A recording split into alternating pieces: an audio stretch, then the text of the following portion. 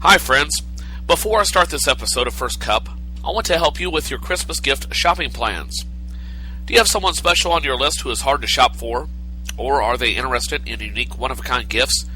Then Wishing Stars Native Creations is your answer. My dear friend Chris Mayer has been making Native American jewelry for several years and is ready to help you give that special someone in your life a one-of-a-kind gift. Just go to www.facebook.com/Wishing Stars Native Creations. That's facebook.com/Wishing Stars Native Creations. It's all one word. Wishing Stars Native Creations. Go there today and find out how Chris can help you.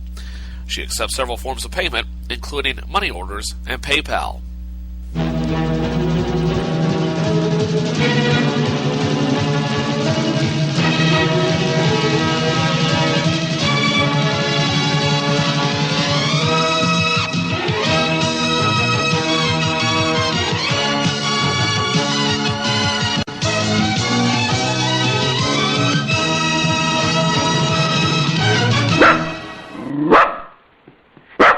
I can remember the good old days when there were all men in my department, and we didn't have these problems. So whether you need to pinch a loaf at work, cut a rope at a party, or lay a brick at your boyfriend's, your days of embarrassing smells or prairie dogging it are over.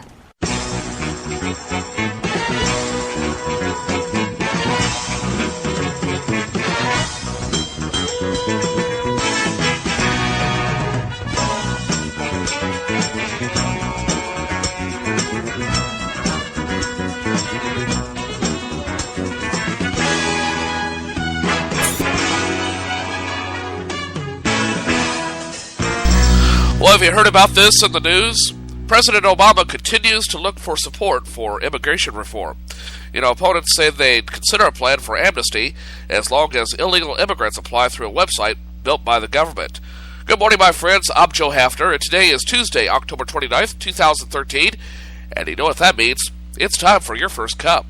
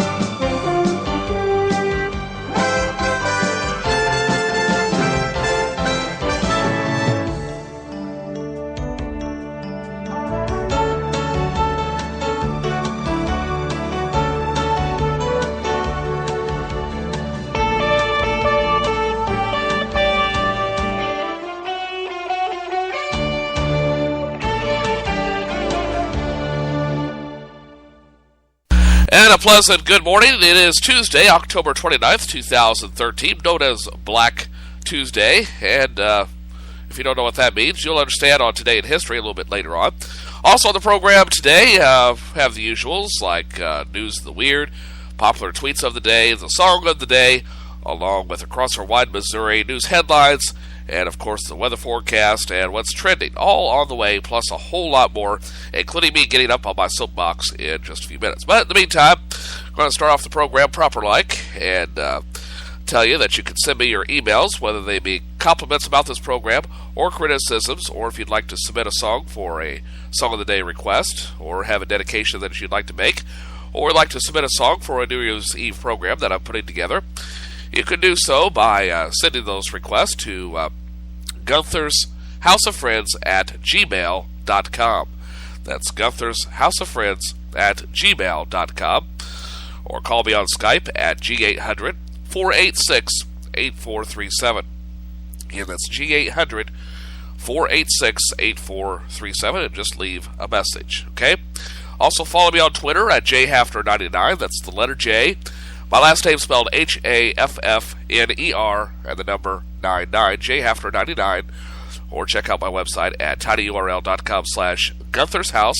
That's good on your PC, Mac, Linux, or tablet computer, as well as on your smartphone, whether it be an Android, iOS, or Windows phone. And go to tinyurl.com/Gunther Mobile.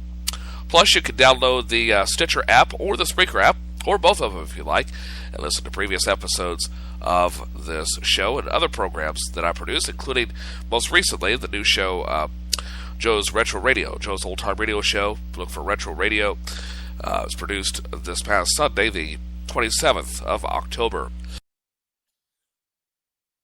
And speaking of which, the next edition of the Retro Radio program is slated for Sunday, November 10th, again at 6 o'clock, this time Central Standard Time, because our clocks will, for the majority of the country, will have to be set back this weekend, unless you want to be an hour late for everything for the next 4 or 5 months. But coming up on Sunday, November 10th, is the second episode of Joe's Old Time Radio Show, and at 6 o'clock that evening, Central Standard Time, we'll go back to the early days of radio, and the theme for this episode will be the USO Show. And we're going to feature some old USO programs like Bob Hope, Jack Benny, things like that, for a couple of hours, again on Sunday, November 10th, in honor of Veterans Day, which will be the next day.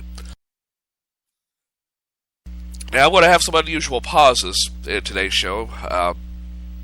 I did my fair share of exercises yesterday. I probably walked at least 4 miles or more. Now, I'm not bragging about that, but it is good to get out and get some fresh air. And it won't be long before the weather will be so nasty that you're going to be like, I don't want to go out there. So I got some fresh air. Problem is, all the pollutants and contaminants in the air, mainly from farmers getting in the last bit of harvest, I'm still breathing that crap in. Now, I'm not knocking farmers. I know they have a job to do, and without them we wouldn't have food, and I'm eternally grateful for that, as we all should be.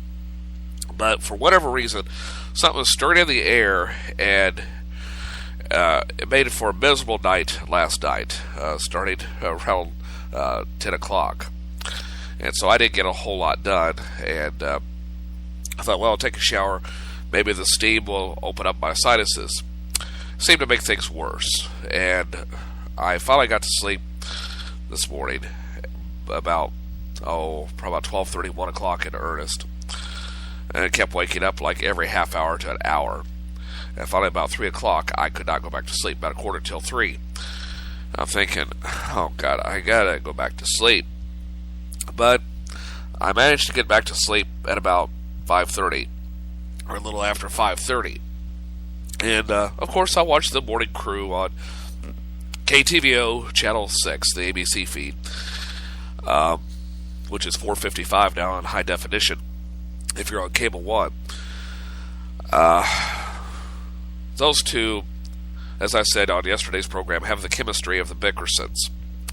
And I'm not a fan of the Bickersons. I just don't care for all that nagging fighting. And I'm sure around here, a lot of people eat that crap up.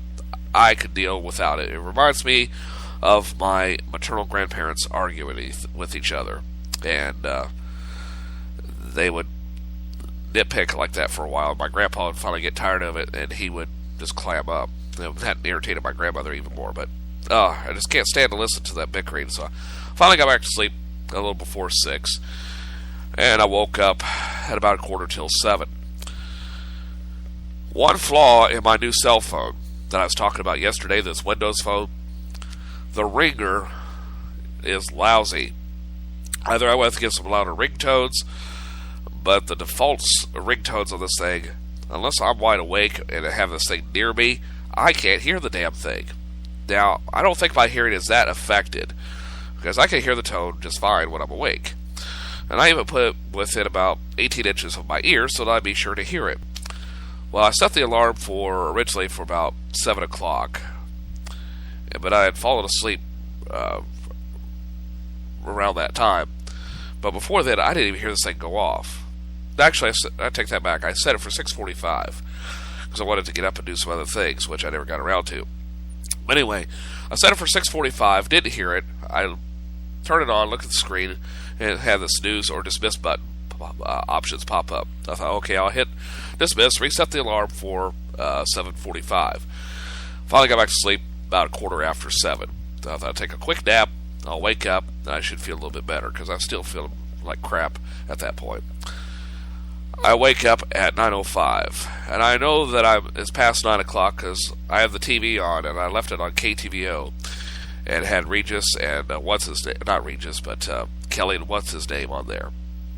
Is it Michael? I don't know. Anyway, I watched a little bit of that program, and I'm thinking, God, morning shows really suck.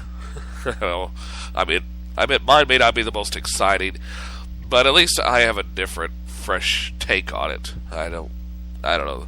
Those two have pretty good chemistry, and all in all, whatever. So I've got up, started mingling around, and here we are. And that's why this show is 2 hours later than I originally planned. So my apologies. I'm late for class. Even though I'm the boss, I'm still ashamed of myself, because I promised you yesterday that I'd be back on at 9 o'clock this morning, and it didn't happen.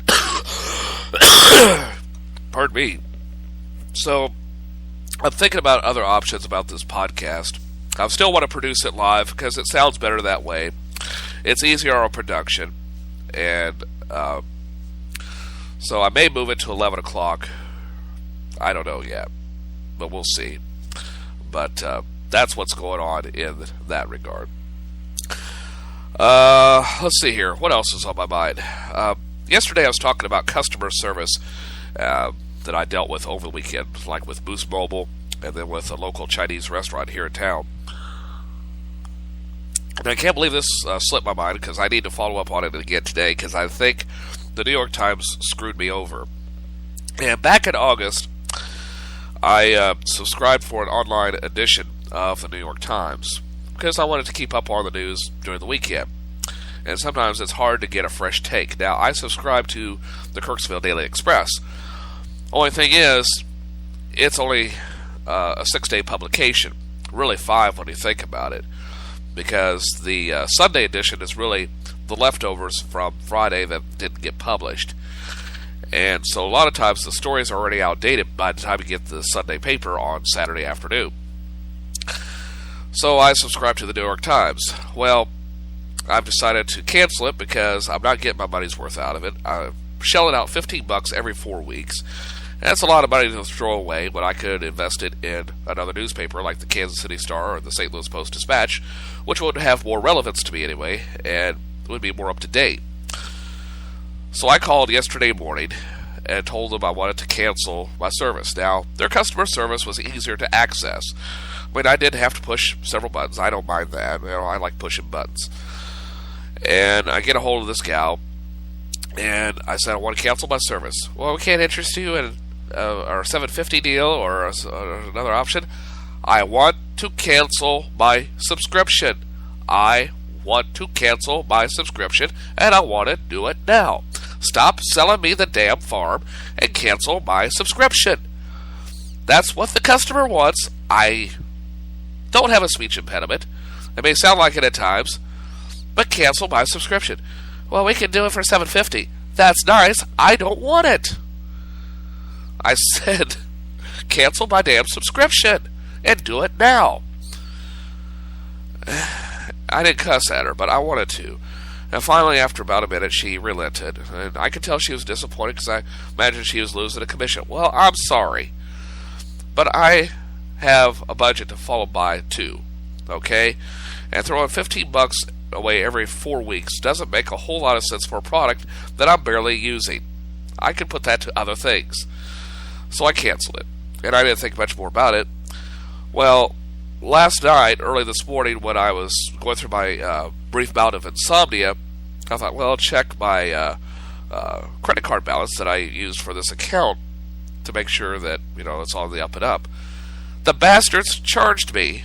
Now, I don't know if I missed the deadline by a few hours, because I did call about 10:15 yesterday morning. So it's possible they may have charged me at midnight. And if that's the case, okay, I can live with that. I'm not happy about it, but I need to verify that that's the case. Now, if it's not, New York Times is going to get a piece of my